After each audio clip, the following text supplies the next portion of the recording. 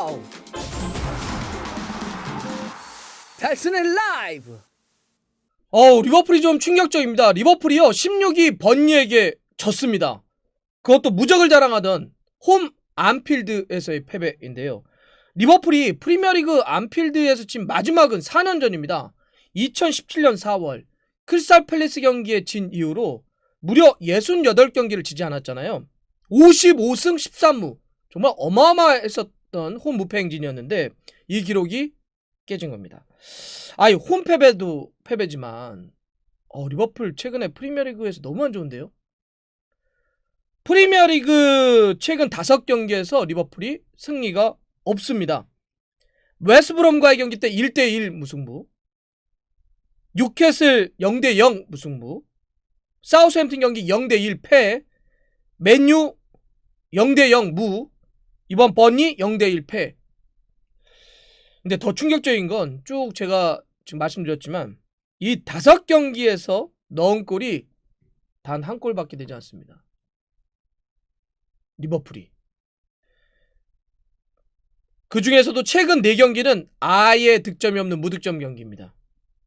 리버풀이 프리미어리그에서 4경기 연속 무득점을 기록한 거는 21년 전인 2000년 5월이 마지막입니다. 그러니까 우리가 이런 걸 본 적이 없어요. 아니, 클럽 감독의 리버풀이 이렇게까지 골을 못 넣는다고? 최근 4경기에서 무득점? 정말 우리가 쉽게 보지 못했던 그런 장면입니다. 여러 가지 문제가 있겠는데 너무 심해요.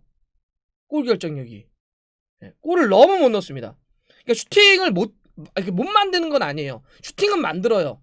근데 그 슈팅을 때리는 선수들의 결정력이 너무 떨어집니다. 최근 5경기에서 리버풀이 모두 때린 그 슈팅, 승리가 없는, 무려 89번의 슈팅을 때렸어요. 진짜 많이 때렸잖아요. 근데 이런 89번의 슈팅 중에 리버풀이 넣은 골은 단 한 골밖에 되지 않습니다. 그 만의 골, 웨스트브롬 경기. 그러면 전체 슈팅 대비 득점의 비율을 따지는 득점 전환율이 1.1%입니다. 이 얘기는 뭐예요? 우리가 단순 계산하면 최근에 리버풀은 슈팅 100개 때리면 한 골 넣는다는 얘기예요. 네. 그나마 최근 87번의 슈팅은 모든 게 다 무위로 돌아갔습니다. 골이 안 됐어요. 그러니까 만의 그 골 이후에 때렸던 슈팅이 무려 87차례라는 거죠.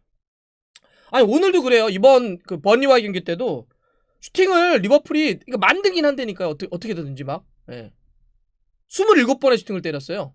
이번 버니 경기. 그런데 거기서도 골이 안 들어가잖아요.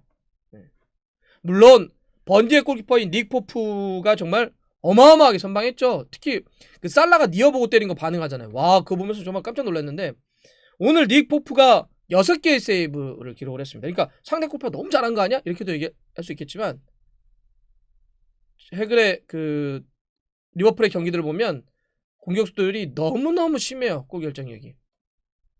오늘도 이번에 1대1 오리기 이거 놓치잖아요. 완벽하게 그 1대1인데 골대 맞고 나와버렸는데 오리기도 그랬죠. 체인벌린, 마네, 살라, 피르미누 기타 등등등등 앞쪽에 있는 공격수들의 결정이 너무 떨어진다. 이건 뭐 어떤 이야기를 하더라도 물론 뭐 부상이 어떻고 지금 얘기할 수 있잖아요. 뭐 반다이크, 고메스, 조타, 케이타 뭐 이런 선수들이 다 부상이니까 이런 얘기를 할 수 있겠지만 그거는 핑계가 될 수 없습니다. 이 정도로 많은 슈팅을 만들어냈는데 거기서 골을 못 넣는다? 비판을 좀 명키 힘들죠. 그냥 개인 공격수들 일단 문제라고 얘기를 할 수 있습니다. 물론 더 큰 악재는 오늘 이 버니 경기만 놓고 보면 허리 쪽에서 여러 가지 역할을 해줘야 되는, 중심을 잡아줘야 되는 핸더슨이 근육 부상 때문에 못 나온 게 굉장히 치명적이긴 해요. 핸더슨은 물론 뭐 상황에 따라서 센터백도 내려가고 하지만 기본적으로 미드필더 쪽에서 지원도 해주고 밸런스도 잡아주고 직접 침투도 하고 막 이런 걸 통해서 상대를 좀 분산시켜야 되는데 핸더슨이 빠진 게 좀 그러겠죠. 근데 뭐 일단 최근에 이렇게 리버풀이 골 못 넣고 못 이기는 게 그 공격들의 어떤 골 결정력이 너무 심하다 이런 얘기 드렸지만 더 심한 선수가 하나 있어요. 진짜 이 말이 안 된다 싶을 정도로. 또 우리가 기억을 뭐 지난 시즌 이렇게 돌려서 생각해보면 아니 이 선수가 이렇게까지 떨어져? 정말? 한때 월클이라고 불렀던 선수고 아니 진짜 이렇게까지 될 수가 있나? 오른쪽 풀백 아놀드입니다. 아놀드도 이 정말 심각한데요. 몇 경기는 그냥 좀 부상 여파가 좀 있었나? 뭐 약간 폼이 좀 안 좋나?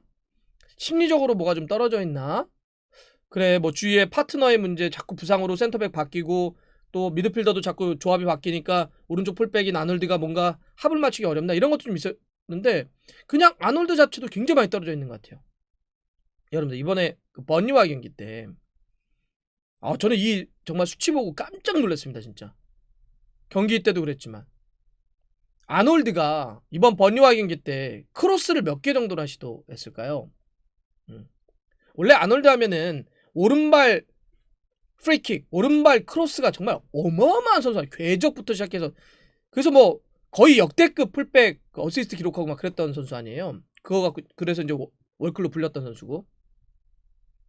근데 이번 버니 경기 때 아놀드가 22번의 크로스를 시도했습니다. 그러면 진짜 많이 시도했죠.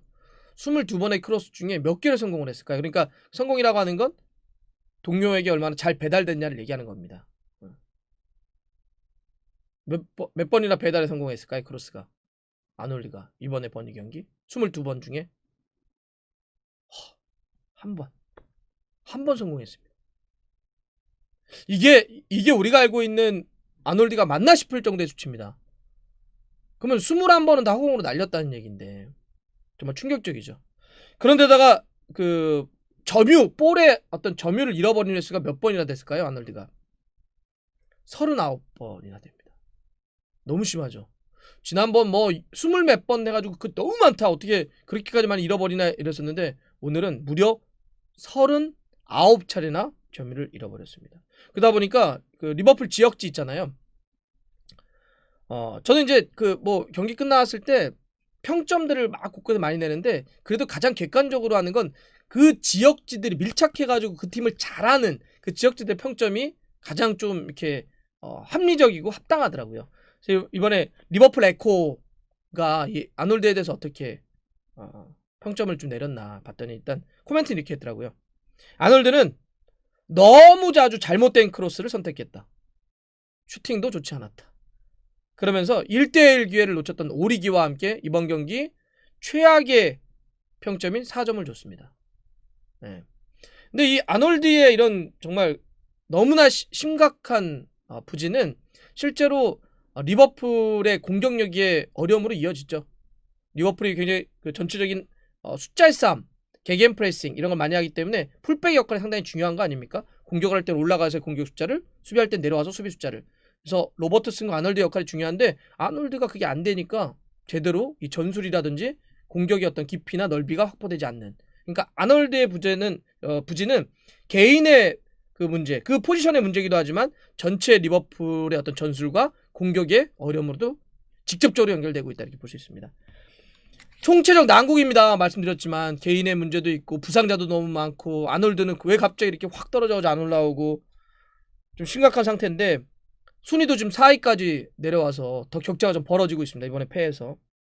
근데 이어지는 경기들도 만만치가 않습니다. 주말에 FA컵 맨유와의 또 한번 라이벌 매치 치러야 되고요. 다음 주 중에는 토트넘과 프리미어리그 경기 치러야 됩니다. 이 경기에서는 어떻게 될까요? 리버풀이 반전의 기회를 좀 잡을 수 있을까요? 진짜 공격수들하고 아놀드 어떡하죠? 네.